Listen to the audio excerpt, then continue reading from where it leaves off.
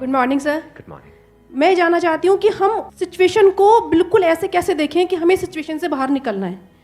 कि मान लो हमारे पास बार बार कोई प्रॉब्लम आ रही है, हम उसे फेस कर रहे हैं, फिर जो आसपास के हमारे सराउंडिंग्स के लोग हैं वो भी टाउंटिंग कर रहे हैं हम पर, नहीं तुमने पहले भी ऐसे किया था, अब फिर तुम फेल हो जाओगे इसमें, तो वहाँ जा करके हम स्टक हो जाते हैं और फिर हमारा कॉन्फिडेंस लूज हो जाता है। हम एग्जैक्टली कहाँ स्टक हो जाते हैं, जिसको आप जो वर्ड यूज कर रहे हो स्टक हो जाते हैं, मतलब आप कह रहे हो कि हम अपनी थिंकिंग में स्टक हो जाते हैं। थिंकिंग में स्टक हो जाते हैं, राइट? कि हम ओवर थिंकिंग में चले जाते हैं। ओवर थिंकिंग कि हम बैठे बैठे बस सोचते रहते हैं कि ऐसा क्यों हुआ, क्या हुआ, ऐसा नहीं होना चाहिए, कि हमारे में कुछ कमी ऐसा हो गया तो क्या होगा, वैसा हो गया तो क्या होगा, मैं दोबारा भी ट्राई किया नहीं हुआ तो क्या होगा। हम जानते हैं कि पहले भी ऐसा हुआ था, फिर हमने उसे ओवरकम कर लिया, लेकिन बार बार वही चीज आते आते फिर वही ब्रेन का जो कंफर्ट जोन है हम फिर वहीं स्टक होने लगते हैं। और जिस कंफर्ट जोन की आप बात कर रहे हो वो एक्चुअल में ओवर थिंकिंग वाला जोन है। ओवर थिंकिंग वाला जोन है, मतलब बैठे बैठे बस सोचते रहते हैं जैसी हमारी कंडीशनिंग हुई कर है, कुछ नहीं पाते हैं। करते भी हैं तो थोड़ा सा करना शुरू करते हैं, उसके बाद वापस से वो थॉट्स हमारे ऊपर हावी हो जाते हैं। राइट? यही आप कह रहे हैं। राइट सर, प्रॉब्लम जो है इतनी ज़्यादा, क्योंकि एक्चुअली क्या लाइफ में अगर कुछ अच्छा होता है तो शायद हम प्रॉब्लम से इजीली निकल जाते हैं, बट बैक टू बैक जब आपको फेलियर्स ही मिल रहे हैं उस टाइम पे भी आपको फिर दिखना ही बंद हो जाता है कि हाँ, निकलने का भी कोई रास्ता है। प्रॉब्लम सबसे बड़ी पता है क्या है, कि सबको यही लगता है कि हमारी प्रॉब्लम सबसे बड़ी है। अगर यहां पर मैं एक एक करके सबको बोलूं कि आप बताओ कि आपकी लाइफ में क्या क्या प्रॉब्लम्स आई या अभी क्या प्रॉब्लम्स चल रही है, तो आई एम श्योर कोई सोच भी नहीं सकता कि अच्छा ऐसी प्रॉब्लम्स भी कोई फेस कर सकता है क्या। तो इन प्रॉब्लम्स के बावजूद भी कुछ लोग आगे बढ़ पाते हैं, कुछ नहीं बढ़ पाते हैं। That is the big question कि एग्जैक्टली हम स्टक कहां पर होते हैं। क्या हम एक्चुअल में लाइफ में प्रॉब्लम्स में फंसते हैं या उन प्रॉब्लम्स को लेकर के जो हमारी थिंकिंग है वहां फंसते हैं? सबसे पहले ये चीज हमको क्लियर होना चाहिए। तो जो हम कह रहे हैं फंस गए हैं, हम एक्चुअल में प्रॉब्लम्स में नहीं फंसे हैं, क्योंकि प्रॉब्लम्स तो सबकी लाइफ में है। हम एक्चुअल में थिंकिंग में फंस जाते हैं। राइट। ये पॉइंट सुनने में छोटा लग रहा होगा, but it is a very big point two understand in life, जो 99% लोगों को नहीं समझ में आता है। हम क्या समझते हैं कि हम प्रॉब्लम्स में फंस गए हैं, क्योंकि the moment you say that, तो जब तक प्रॉब्लम्स रहेगी तब तक आप फंसे रहोगे। और प्रॉब्लम्स कब तक रहेंगी? लाइफ टाइम, जब तक लाइफ रहेगी। Right. But the moment you से कि मैं प्रॉब्लम्स में नहीं फंसा हूं, प्रॉब्लम्स मतलब लाइफ में नहीं फंसा हूं, मैं लाइफ के बारे में जो मेरी थिंकिंग है उधर मैं फंस गया हूं जाकर के। अब मैं उस थिंकिंग को कैसे चेंज करूं? Right. If you say that, तो वो आपके हाथ में पूरा कंट्रोल है। But if you ask me this question कि मेरी लाइफ की जो प्रॉब्लम्स हैं वो कैसे सॉल्व हो, तो उसका कोई जवाब नहीं है, क्योंकि वो कभी नहीं होगा। आज आपकी एक प्रॉब्लम है वो सॉल्व हो भी जाएगी, कल कोई और प्रॉब्लम आ जाएगी, परसों कोई और आ जाएगी, फिर कोई और आ जाएगी, फिर कोई और आ जाएगी। Right sir. तो कैसे हम अपनी थिंकिंग को चेंज करें? सिंपल। थिंकिंग चेंज हो गई तो सब चेंज हो जाएगा। सब चेंज हो जाएगा, क्योंकि प्रॉब्लम्स को देखने का नजरिया बदल गया तो प्रॉब्लम बदल गई। एक बंदा जिसकी थिंकिंग नहीं फंसी हुई है, उसको आप चारों तरफ से फंसा दो, वो निकल जाएगा।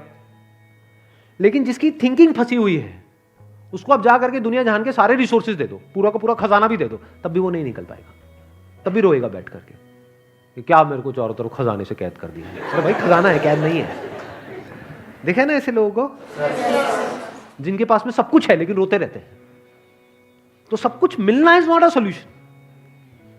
जिनकी लाइफ में कोई प्रॉब्लम नहीं है वो भी रो रहे हैं। सो अब आता है कि इसका सॉल्यूशन क्या है, कि we are stuck in our thought process, how to get out of it. तो सबसे पहली चीज ये समझनी है, ज्यादा सोचने से कुछ नहीं होता है, सही सोचने से होता है। अभी सही सोचना क्या है? What is right thinking? Positively, not positively सोचना। इसको भी ध्यान से समझ लेना। पॉजिटिव सोचना क्या सही सोचना होता है?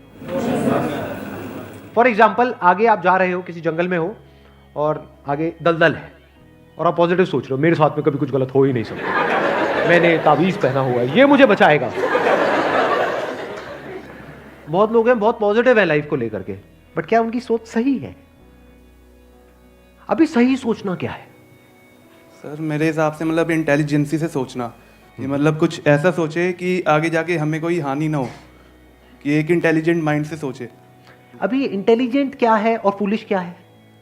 एक है फूलिश तरीका सोचने का, बेवकूफों की तरह सोचना, एक है इंटेलिजेंस के साथ में सोचना। What is intelligence? जिसको हम इंटेलिजेंस कहते हैं वो इंटेलिजेंस क्या है? साइंस को इंटेलिजेंस कह सकते हैं? नहीं कह सकते। नहीं कह सकते। तो किसको कहोगे? सुपरस्टिशंस को इंटेलिजेंस कहोगे? सुपरस्टिशंस मतलब क्या? बिलीफ, कुछ भी मान रखा है, उसको पकड़ के बैठे हुए, उसके हिसाब से एक्ट कर रहे हैं। उसको इंटेलिजेंस कहोगे या साइंस जिस तरीके से आगे बढ़ रही है उसको इंटेलिजेंस कहोगे? एग्जैक्टली। तो साइंटिफिक वे ऑफ थिंकिंग समझना पड़ेगा, वो क्या है, उसको अपनी लाइफ में लगाना पड़ेगा, तब आप कह सकते हो आपकी जो थिंकिंग है वो सही है। अब ये साइंटिफिक थिंकिंग मतलब क्या? रियलिटी को एज इट इज देख लेना, दैट इज साइंटिफिक थिंकिंग। यही तो है, और क्या है? There are laws of this universe, उसको एज इट इज देख लेना, उसको ऑब्जर्व करना, यही तो है साइंटिफिक थिंकिंग। उन लॉज को बदलना नहीं, क्योंकि साइंस बदल नहीं सकती उन लॉज को। लॉ ऑफ ग्रेविटी को साइंस बदल नहीं सकती है, उस लॉ को समझ करके उसके हिसाब से एक्ट कर सकती है। इसी साइंटिफिक थिंकिंग को अगर हमको अपनी लाइफ में लगाना हो तो इसका मतलब क्या? एक थिंकिंग हो सकती है लाइफ से रिलेटेड, जो भी आपके दिमाग में कचरा भरा पड़ा है बचपन से लेकर के आज तक, जैसा आपको समझाया गया है लाइफ के बारे में। किसने समझाया है? वो लोग जो खुद नहीं समझते,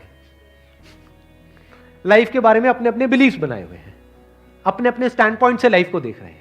फॉर एग्जाम्पल, कोई हिंदू है तो एक तरीके से लाइफ को देख रहा है, कोई मुस्लिम है तो अलग तरीके से लाइफ को देख रहा है, क्रिश्चियन है तो अलग तरीके से देख रहा है। क्या सही है इन तीनों में से?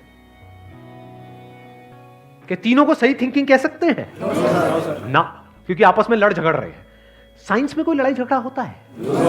अगर मैं किसी साइंटिफिक फैक्ट के बारे में बात करूंगा, क्या कोई हिंदू, मुस्लिम, क्रिश्चियन आकर के आपस में लड़ सकते हैं?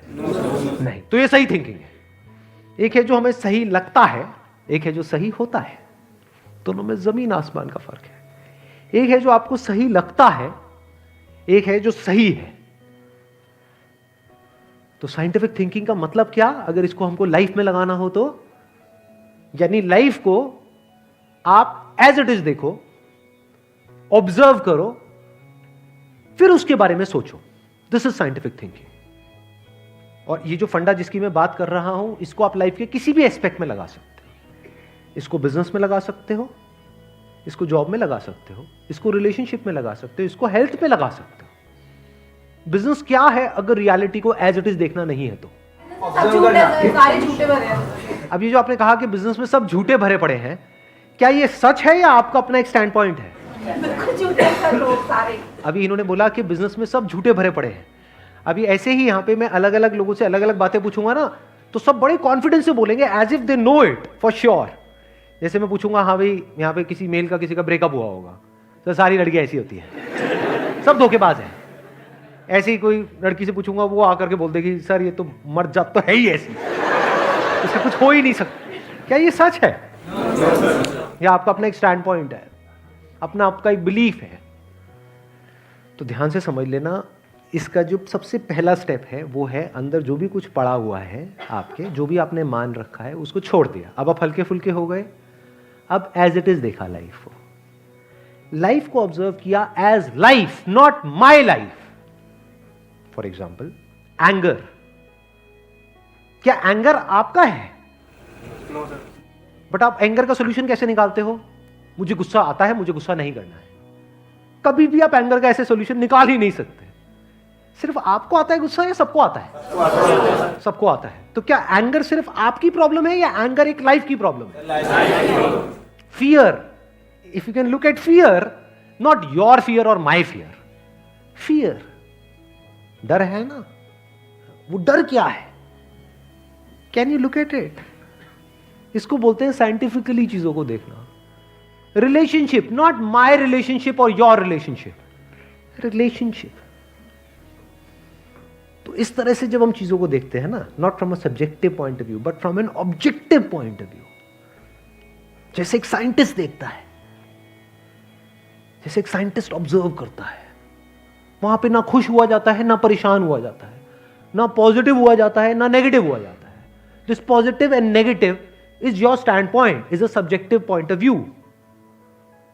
इन ऑब्जेक्टिव रियलिटी, उसमें खुश क्या होना है और दुखी क्या होना है, वहां पर सब कुछ क्लियरली नजर आ रहा होता है। वहां पे कभी भी हमारी थॉट प्रोसेस स्टक नहीं होती है, हम फंस ही नहीं सकते।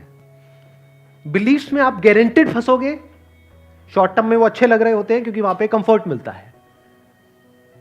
जो भी हमने मान रखा है, अगर उसको पकड़ करके हम बैठे रहें और उसमें गोल गोल घूमते रहें तो बड़ा कंफर्ट मिलता है, लेकिन आगे जाकर के वो हमको फंसा देता है, एंटैंगल्ड कर देता है। बट जो रियलिटी है वो धीरे धीरे आपको आजाद करती रहती है, जितना आप रियलिटी को समझ जाते हो उस लेवल तक। यानी कि अगर इसको मैं पूरा समअप करूं, जो भी मैंने अब तक कहा है उसको, ये सेशन शुरू कहां से हुआ था? फेलियर से हुआ था कि एक के बाद एक हमने लाइफ में बहुत सारे फेलियर्स फेस करे हैं। तो अब अपने फेलियर्स को ऑब्जर्व मत करो, अपने को बीच में से हटा दो, ऑब्जर्व करो ये जो फेलियर्स हैं ये क्या है। तो you will start seeing the nature of those failures, you will start seeing the causes of those failures. For example मेरी लाइफ है, अगर मेरे को उसको ऑब्जर्व करना है, दो तरीके हो सकते हैं। एक ये, अब मैं अपनी लाइफ में थोड़ा सजा रहा हूं जिससे कि आप उसको रिलेट कर सको। मैंने पास में कुछ गलतियां करी, बहुत बड़ी बड़ी गलतियां करी, मेजर लॉसेस हुए। तो एक एंगल तो ये हो सकता है मैं ऐसा कैसे कर सकता हूं। दूसरा ये है कि मैं ऑब्जर्व करूं कि एग्जैक्टली वो गलती क्या थी और उसका कॉज क्या था। तो वो दिख जाता है, अच्छा उस टाइम पे वो ग्रीड बहुत ज्यादा हावी हुई पड़ी थी। अच्छा ग्रीड क्यों हावी हुई पड़ी थी, इतना लालच क्यों आया हुआ था कि हाँ ये करना है, ये करना है, ये करना है, ये क्यों आया हुआ था? और ये बचपन से ऐसी कंडीशनिंग हुई पड़ी थी, बचपन से घर में यही सारी बातें सुनी थी। तो इसलिए I was acting out of that information जो मेरे अंदर फीडेड थी, and that was not correct information. वो सारी इंफॉर्मेशन गलत थी, जिसकी वजह से मैंने जल्दी से एक्ट किया, बिना सोचे समझे, बिना सही थिंकिंग के एक्ट कर दिया, उस वजह से जाकर के फंस गया। तो मुझे उस बंदे ने नहीं फंसाया, मैं खुद फंसा अपने लालच की वजह से। तो अब ये क्लियर हो रहा है हम कैसे देखते हैं। तो वंस वी सी दैट, तो अब मैं उससे पूरी तरह से फ्री हो गया, because I understood something which is very basic in life, जिसकी वजह से पूरी की पूरी लाइफ एक अलग ट्रैक पे निकल गई। क्या समझ आया? कि कभी भी ग्रीड से एक्ट नहीं करना है। अब इसको हम समझते हैं, कैसे समझते हैं? मॉरल साइंस की बुक से। वो सब बकवास है, ये लालच नहीं होना चाहिए, सबके अंदर लालच भरा पड़ा है। बट लालच हमको कैसे फंसाता है, इसको ऑब्जर्व किया अपनी गलतियों के बेस पर, और फिर समझ आया अच्छा ये होता है। लालच से ग्रोथ नहीं होती है। लालच से आप पैसा कमा सकते हो, बट उसको आप ग्रोथ नहीं कह सकते, क्योंकि आप डिग्रेड हो रहे हो, तो आप एक्चुअल में ग्रो नहीं कर रहे हो। एक्चुअल ग्रोथ में उसको कह सकता हूं जो होलिस्टिक ग्रोथ हो, उसको ग्रोथ बोल सकते हैं। आपने पैसा तो कमा लिया, लेकिन डर में जी रहे हो कि मैंने इतने घपले कर दिए हैं, अगर किसी ने पकड़ा गया तो पता नहीं क्या हो जाएगा, क्या फायदा ऐसी लाइफ का। उसको आप ग्रोथ कहोगे? Can you call it growth? ना। तो लालच से ग्रोथ नहीं होती।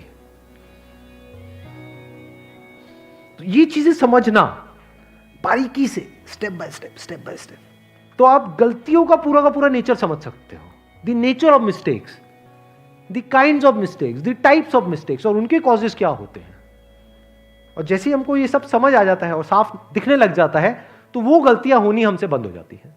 और जितनी भी गलतियां हो सकती हैं, उन सबके अगर नेचर समझ आ जाते हैं, तो गलतियां होने की पॉसिबिलिटी फ्यूचर में ऑलमोस्ट खत्म हो जाती है। प्लस जब समझ आ गई है उसकी रियलिटी, तो वहां पे ओवर थिंकिंग के लिए जगह नहीं होती है, अपन थिंकिंग में स्टक नहीं होते हैं। Wish you all the very best, thank you so much for coming.